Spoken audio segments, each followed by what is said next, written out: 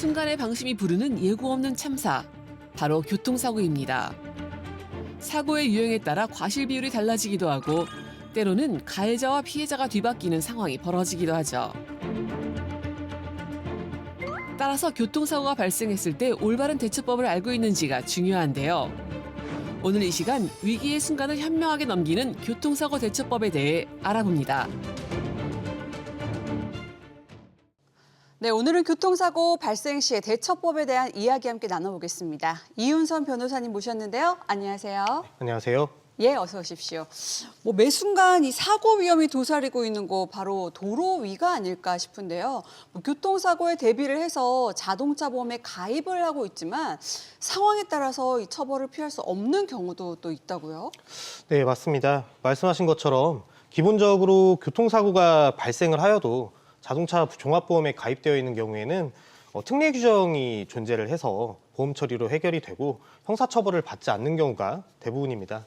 그러나 우리나라 같은 경우에는 12가지 유형의 그 사고를 규정을 하여서 12대 중과실로 보아 종합보험에 가입되어 있다고 하더라도 형사처벌의 대상이 되도록 하고 있습니다. 대표적으로 무면허 운전 중의 사고 또는 음주운전 중의 사고, 신호 위반이나 횡단보도 침범, 속도 위반, 보도 침범 등 주의를 기울이지 않으면은 일상생활에서도 쉽게 발생할 수 있는 경우도 포함이 되고 있습니다. 또한 피해자의 생명에 중대한 위험이 발생한 경우에도 이러한 특례의 예외로 보고 있습니다. 예. 하지만 보니까 이 때에 따라서는 가해자가 처벌을 받지 않는 경우도 있다고요? 예, 종합보험 가입이 되어 있지 않다고 하더라도 피해자가 명시적으로 가해자에 대해서 처벌을 원치 않는다라는 표시를 하여주는 경우에는 형사처벌의 대상이 되지 않습니다. 그렇지만 그러한 경우에도 12대 중과실에 해당을 하는 사고이거나 혹은 사고 이후에 도주한 경우에는 적용되지 않습니다. 예. 최근에 새로운 판례가 발표가 되면서 주목받고 있는 교통사고 사례가 있다고 하던데 구체적으로 어떤 사건일까요? 예. 그 12대 중과실 중에는 통행금지 안전표지를 위반하여 사고를 일으킨 경우를 이제 특별히 정하고 있는데 과거에는 백색 실선을 통행금지 안전표지로 보고 백색 실선 침범으로 발생한 교통사고를 12대 중과실 사고로 보았습니다. 그런데 이번 판례는 백색 실선을 통행금지 안전표지가 아니라 진로 변경 금지 표지로 보게 된 것이고 따라서 법문상 12대 중과실에 해당되지 않기 때문에 12대 중과실 교통사고로 처벌할 수 없다라는 것입니다. 과거에는 백색 실선 차로 변경 중 발생한 교통사고가 경미한 경우라고 하더라도 12대 중과실 사고가 되기 때문에 형사처벌을 면하지 못하는 경우가 많았는데요. 해당 판결을 통해서 종합보험 처리가 가능해졌기 때문에 형사처벌을 면할 수 있게 되었습니다. 다만 백색 실선 침범 사고의 경우에도 다른 12대 중과실 사안과 중첩이 되는 경우에는 형사처벌을 받을 수 있습니다. 예. 근데 이 교통사고란 게 참 예외 없이 예고 없이 또 일어나니까 이 교통사고가 발생하게 되면 예상치 못하게 형사소송 대상이 되는 경우도 있는데 주로 어떤 경우에 이 형사 처벌이 이루어지게 될까요? 일반적인 교통사고 같은 경우에는 종합보험으로 대부분 처리가 되기 때문에 형사소송으로 비화되는 경우는 거의 없다고 보시면 됩니다. 다만 종합보험에 가입이 되어 있지 않은 상태에서 피해자와 합의가 안 된 경우 형사사건을 비화가 되는 경우가 있고 대부분 변호인의 조력을 필요로 하는 형사사건은 교통사고로서 12대 중과실로 인한 교통사고이거나 음주운전 사고 또는 사고 유발 후에 도주를 하는 속칭 뺑소니 사건의 경우입니다.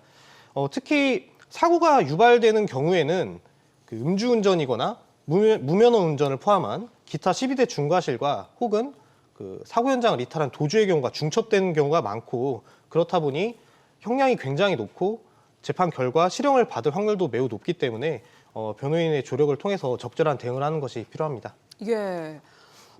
많은 경우 변호를 맡으셨겠지만 특히 여러 사건 중에서 인상 깊었던 사례가 있다면 소개 부탁드립니다. 네, 불법 유턴 중에 발생한 치상 사고가 있는데 피고인이 신호 대기 중에 신호를 위반하여서 불법 유턴을 하던 도중에 맞은편에서 오는 오토바이 차량이 유턴 차량의 측면에 부딪혀서 발생한 사고가 있습니다. 예. 네, 오토바이 차량이 유턴 중이던 차량의 측면에 부딪힌 형태의 사건인데 차량이 불법 유턴하던 중에 발생한 사고였고 또한 오토바이 차량 운전자가 전치 12주의 중상해를 입었던 사건이기 때문에 차량 운전자가 12대 중과실에 해당하는 교통사고로 그 형사처벌을 받게 된 사건입니다.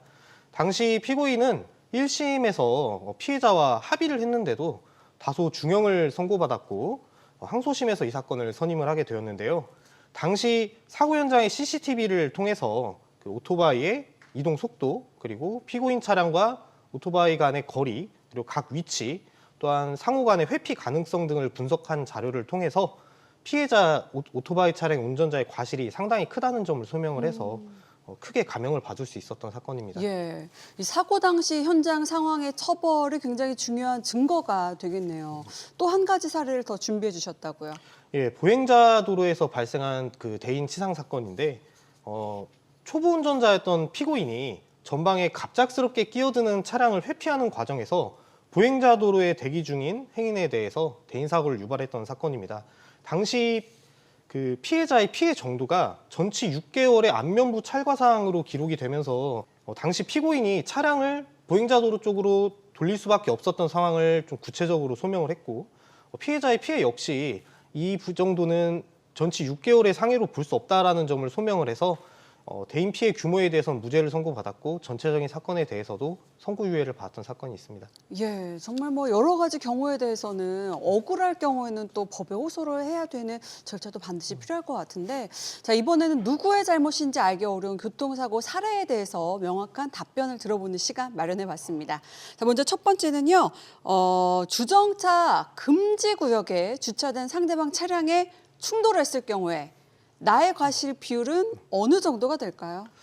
그 운전자는 기본적으로 그 주차 금지 구역에는 주차를 하지 말아야 될 주의 의무가 존재합니다. 예. 주차 금지 구역에 불법 주차된 자동차가 없었더라면 충돌 사고가 발생하지 않았을 경우이거나 네. 혹은 손해가 보다 적게 발생하였을 것으로 보이는 경우라면 특별한 사정이 없는 한 그 불법 주차와 교통사고 사이에 연관성이 있다라고 보고 있습니다. 근데 이러한 경우라도 운전자가 차량을 운행하는 과정에서 충분히 사고를 피할 수 있었던 경우가 대부분이기 때문에 불법 주차 차주의 과실은 10%에서 20% 정도로 보이는 경우가 많고, 예. 불법 주차가 조금 더 영향을 미쳤다라고 보더라도 30% 정도의 수준에서 그치는 경우가 대부분입니다. 또한 충돌 차량의 운전자가 음주운전 중이었다거나 혹은 뭐 불법 유턴과 같은 이례적인 운행으로 인해서 유발한 사고인 경우에는 불법 주차 차량이 있음에도 불구하고 충돌 차량 운전자의 과실을 100%로 보기도 합니다. 예. 자, 두 번째 사례를 또 함께 알아보겠습니다. 경미한 교통사고가 발생했을 때 차에서 내리지 않고 피해자를 그냥 확인을 하는 정도로 정리를 하고 이동을 했어요. 자, 그럴 경우에 추후 뺑소니가 성립이 될 수가 있습니까?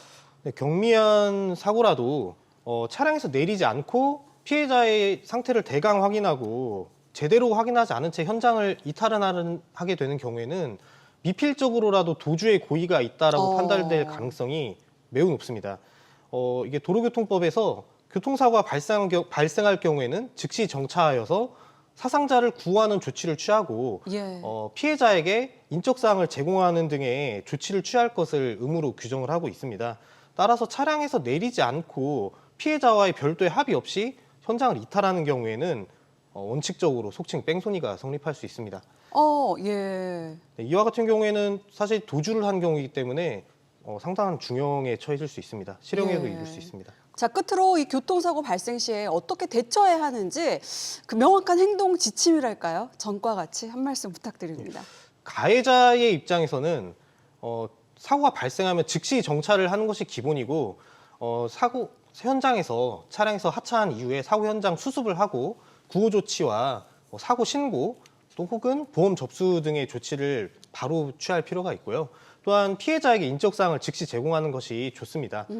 또한 가해자의 경우에는 사고가 유발되는 경우에 많은 경우 음주운전이라거나 무면허운전이라거나 혹은 또는 기타 다른 이제 과실이 추가로 존재하는 경우가 있는데, 이때 일단 사고 현장을 이탈하고 나중에 돌아와서 사고가 발생할 줄 몰랐다라는 식의 변명을 하는 것은 오히려 사건을 더 크게 만들 수 있는 경우이기 때문에 절대 그런 경우는 없어야 될 겁니다. 또한 피해자의 경우에는 가해자의 정보를 정확하게 파악을 해주시는 게 좋고요. 사고 당시의 상황을 영상이나 사진 등을 통해서 증거로서 남겨두는 것이 반드시 필요합니다.